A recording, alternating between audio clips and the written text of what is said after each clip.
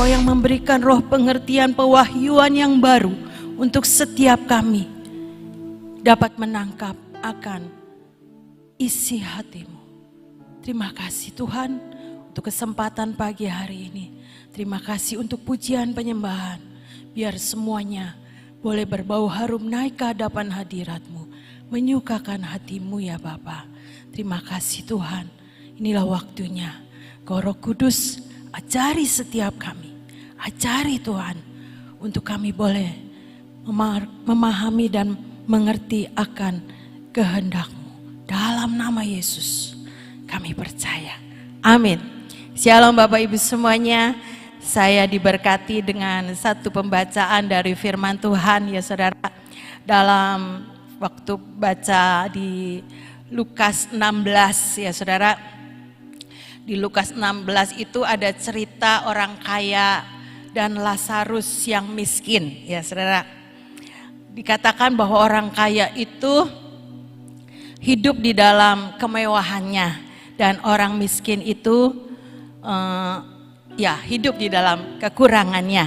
Tapi ayat yang ke Lukas 16. Lukas 16 mulai ayat yang ke-22. Kemudian matilah orang miskin itu lalu dibawa oleh malaikat-malaikat ke pangkuan Abraham. Terus orang kaya itu juga mati lalu dikubur, dan sementara dia menderita sengsara di alam maut, ia memandang ke atas dan dari jauh dilihatnya Abraham dan Lazarus duduk di pangkuannya. Lalu ia berseru, katanya, "Bapak Abraham, kasihanilah aku. Suruhlah Lazarus supaya ia mencelupkan ujung jarinya ke dalam air dan menyejukkan lidahku, sebab aku sangat kesakitan dalam nyala api ini." 25. Tetapi Abraham berkata, "Anak, ingatlah bahwa engkau telah menerima segala yang baik sewaktu hidupmu, sedangkan Lazarus segala yang buruk. Sekarang ia mendapat hiburan dan engkau sangat menderita. Selain daripada itu di antara kami dan engkau terbentang jurang yang tak terseberangi, supaya mereka yang mau pergi dari sini kepadamu ataupun mereka yang mau datang dari situ kepada kami tidak dapat menyeberang." Ya saudara, ayat yang ke-26, 27. Enggak, sampai 26 aja. Benar, sampai 26. Dikatakan bahwa di antara kami itu ada jurang yang tak terseberangi. Jadi ya saudara, antara surga dan alam maut itu ada jurang yang tidak terseberangi. Oleh sebab itu dikatakan di dalam 2 Korintus 4 ayat 18. Kita harus memperhatikan apa yang tidak kelihatan. 2 Korintus 4 ayat 18. Sebab kami tidak memperhatikan yang kelihatan, melainkan yang tidak kelihatan.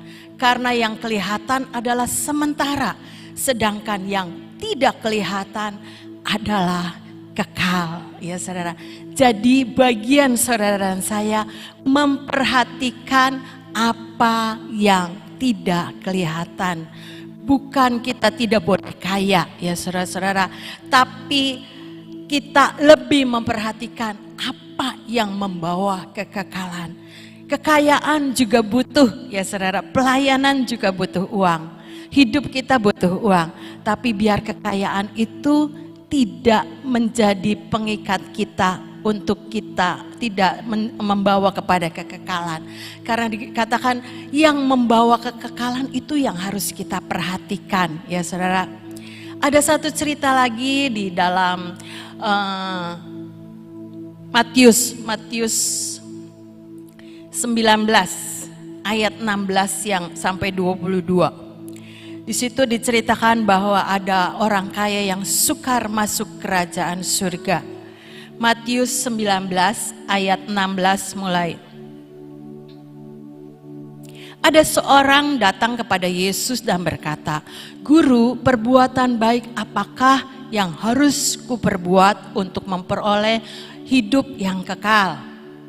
Jawab Yesus, "Apakah sebabnya engkau bertanya kepadaku tentang apa yang baik? Hanya satu yang baik, tetapi jikalau engkau tidak masuk ke dalam hidup, turutilah segala perintah Allah." Kata orang itu kepadanya, "Perintah yang mana?" kata Yesus. "Jangan membunuh, jangan berzina, jangan mencuri, jangan mengucapkan saksi dusta. Hormatilah ayahmu dan ibumu dan kasihilah sesamamu manusia seperti dirimu sendiri." Kata orang muda itu kepadanya, "Semua itu telah kuturuti, apalagi yang masih kurang?" Kata Yesus kepadanya, "Jikalau engkau hendak sempurna, pergilah, jualah segala milikmu dan berikanlah itu kepada orang-orang miskin, maka engkau akan memperoleh harta di surga. Kemudian datanglah kemari dan ikutlah aku." Ketika orang muda itu mendengar perkataan itu, pergilah ia dengan sedih sebab banyak hartanya. Ya saudara, orang kaya yang muda ini sudah melakukan perintah Tuhan, tetapi ada satu kata Tuhan, "Jualah milikmu itu dan bagikan kepada orang miskin dan ikutlah aku." Tapi orang muda ini pergi karena banyak hartanya dengan sedih, ya saudara-saudara.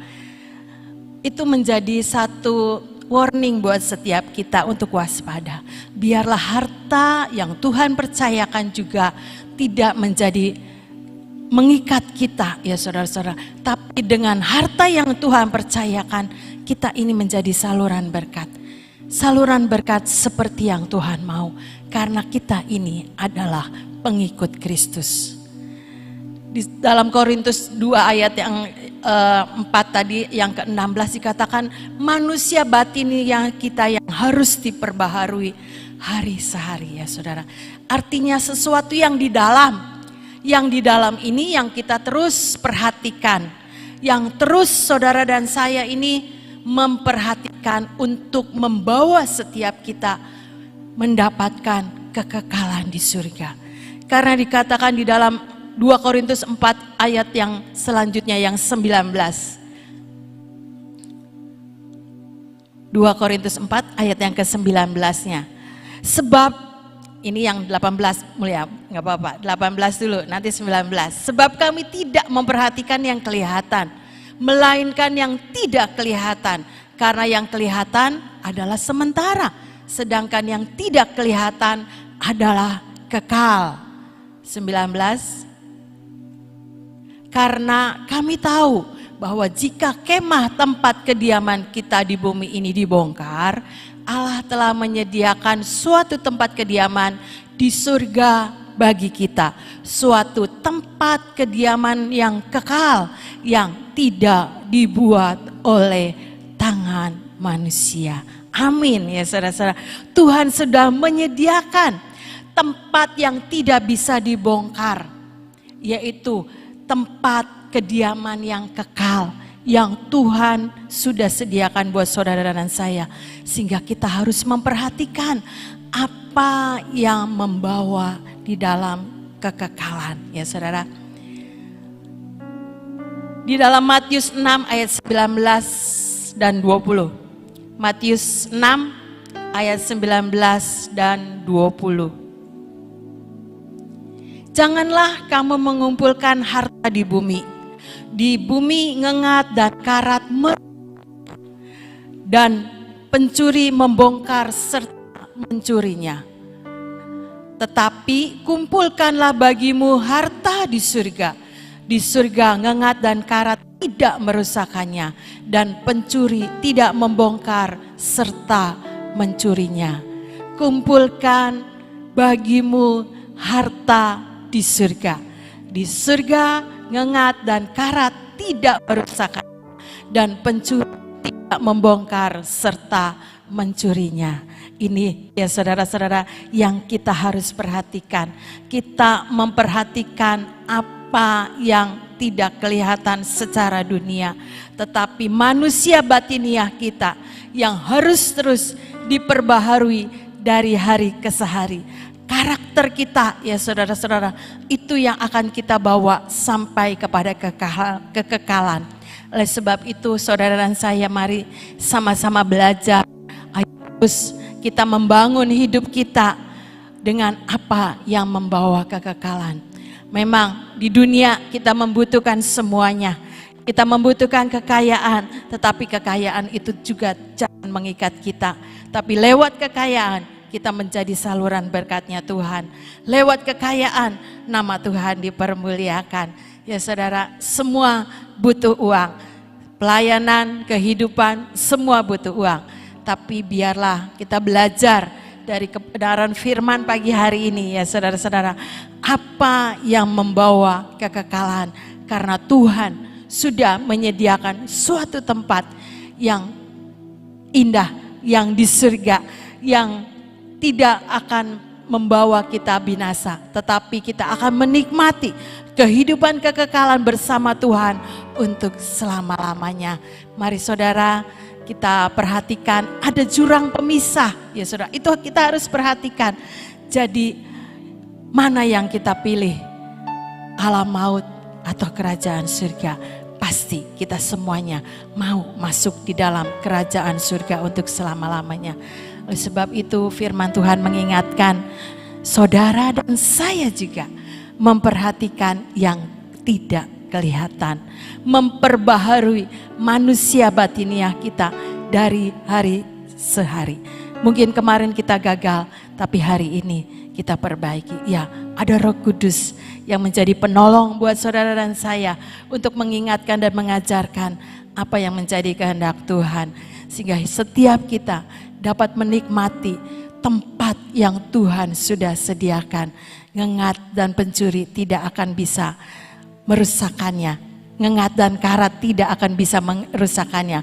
Pencuri tidak bisa membongkar, karena kekekalan itu dapat kita nikmati bersama-sama dengan Tuhan di surga. Amin. Itu saja yang boleh saya siarkan pagi hari ini.